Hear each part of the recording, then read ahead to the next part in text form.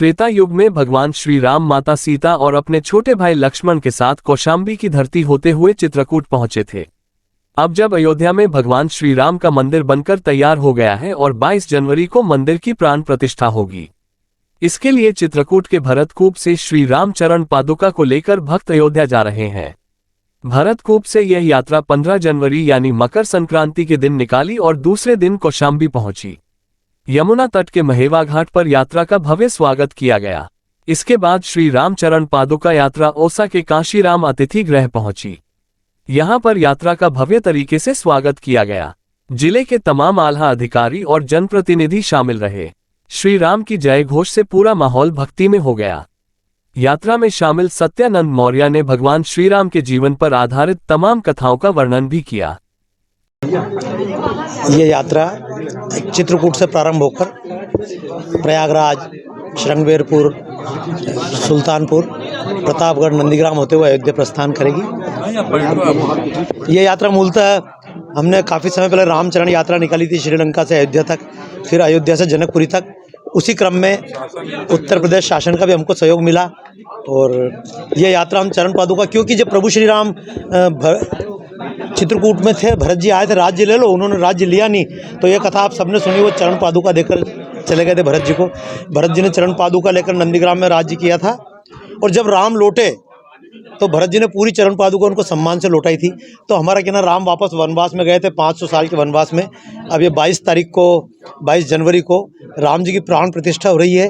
एक तरह से राम के स्वागत का अवसर है, तो अवध राम को अर्पण कर दें, प्रभुता प्रभु चरणों में धर दें। ये राम राज्य की चरण पादुका जो भरत ने संभाल के रखी थी वो वापस अर्पित करना चाहिए। तो इस भावना से ये यात्रा लेकर हम अयोध्या तक जा रहे हैं और संदेश पूरे देश में एक ही दे रहे हैं कि राजनीति, जाति, भाषा ये सब बहुत छोटी चीज़ें हैं। और इसके मार्फत मैं एक ही बात कहना चाहूँगा कि अयोध्या तो अयोध्या, जो अयोध्या जा पाएँ 24 तारीख को वो जा पाएँ, जो अयोध्या 24 तारीख को ना जा पाएँ, तो जैसे कि मैं अयोध्या में जाकर पूछता हूँ जन्मभूमि कहाँ है, तो लोग बताते हैं हनुमानगढ़ी की उधर जन्मभूमि है।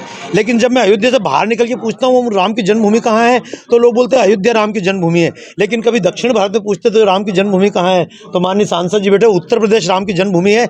अमेरिका में तो ये कोई मानता ही नहीं कि अयोध्या राम की जन्मभूमि है। अयोध्या में अमेरिका मुझसे लोग पूछते हैं, मैं यही बोलता हूँ भारत राम की जन्मभूमि है। और मैं तो एक बात कहना चाहता हूँ, इस कौशाम्बी में, इस क्षेत्र में खड़े होकर, कभी अगर दूसरे ग्रहों पर खोज हुई और एलियन मिल गए और उन्होंने पूछा where is Ram birth place, तो हमको दूर दिखाना पड़ेगा वो पृथ्वी राम की जन्मभूमि है। तो ये जो चरण पादुका यात्रा है, इसको ले जाने का उद्देश्य केवल चरण पादुका स्थापित करना, इतना एक संदेश देना कि अपना कौशाम्बी भी राम की जन्मभूमि है, ये पूरा उत्तर प्रदेश राम की जन्मभूमि है। जैसे हम अपने घर को साफ रखते हैं, अपने गांव के मंदिर को साफ रखते हैं, हम पूरा कौशाम्बी को साफ रखें। मुझे तो इतना अच्छा लगा, पहली बार शासन का सहयोग देखा कि शासन किसे बोलते हैं कि हम निकल 54 किलोमीटर के रास्ते में झाड़ झंकार नहीं है, पूरा रास्ता साफ है, सड़क साफ है। इस बार तो शासन ने किया है, लेकिन मैं आपसे अनुरोध करूंगा इस काम को जनता अपना ले, क्योंकि ये देश राम का है, परिवेश राम का है, जन्मभूमि पर मंदिर बने आदेश राम का है। इस देश में साफ सफाई हो, इस देश में जातिवाद का जहर मिट जाए, इस देश में प्रांतवाद का जहर मिटे, इस देश में भाषावाद का जहर मिटे। तो केवल एक ही बात कहते हुए मैं अपनी बात को यहाँ तक करूँगा, फिर आप पूछ सकते हैं कि कहानी नहीं है, ये तो इतिहास है। लोग बोलते हैं राम इतिहास है कि नहीं है, राम तो कल्पना है। कहानी नहीं है, ये तो इतिहास है और युगों को बदलने का ही प्रयास है। और भाव सेवा का मन में जब भी जगे, भाव सेवा का मन में जब भी जगे, समझो कि राम कहीं आसपास है। ये सेवा के भाव को आप जगाते रहें। कितने लोग निकले थे और अब कितनी भीड़ है, और क्या ये आप चाहेंगे कि ये चरण पादुका उस मंदिर में स्थापित की जाए? देखो, मैंने बताया ना आपको, चरण पादुका जितनी अयोध्या मेरे लिए महत्वपूर्ण होता है, नंदीग्राम भी महत्वपूर्ण है, क्योंकि चरण पादुका का मुख्य महत्व तो नंदीग्राम से है ना। अभी मुझे बड़ा आश्चर्य हुआ, जब मैं चित्रकूट में था तो कई सारे मित्र पत्रकार पूछ रहे हैं कितने किलो की है और इसमें कितनी चांदी और कितना सोना है।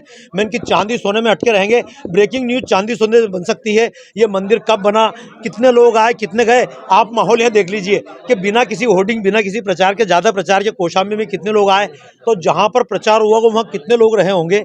और इस समय तो देश में पूरे राम भक्ति की लहर छा रही है और सबके अंदर। मैं तो ये यात्रा के पीछे हमारा उद्देश्य ये नहीं था कि हम निकले स्वागत कराएं, हमारा एकमात्र उद्देश्य था 14 साल तक राम जंगल में रहे, 14 साल तक भरत भैया चित्रकूट में रहे, मैं चित्रकूट से यहाँ रहे। तो ये नंदियों का देश है, ये निषाद राज का देश है, ये मतलब वनवासियों का देश है, जटायु का देश है। तो तमाम जितने हम कौन है, तो मैं नहीं मानता, मैं तो एक बात मानता हूँ कि यहाँ रहने वाले निषाद राज के वंशज हैं, यहाँ रहने वाले जटायु के वंशज हैं, इन सबको प्रणाम करने निकले। इसलिए कई बार जब रास्ते में लोग मेरा स्वागत करते हैं तो मैं उनसे हाथ जोड़ के अनुरोध करता हूँ कि कभी इस भूमि पर केवट ने राम के पाँव धोए थे, आज हमको मौका मिला है हम केवट के पाँव धोले, इसलिए मैं स्वागत कराने के लिए हम तो उन केवट के वंशजों का कर्जा चुकाने निकले हैं। आज राम राज आए तो हम इनको याद करें।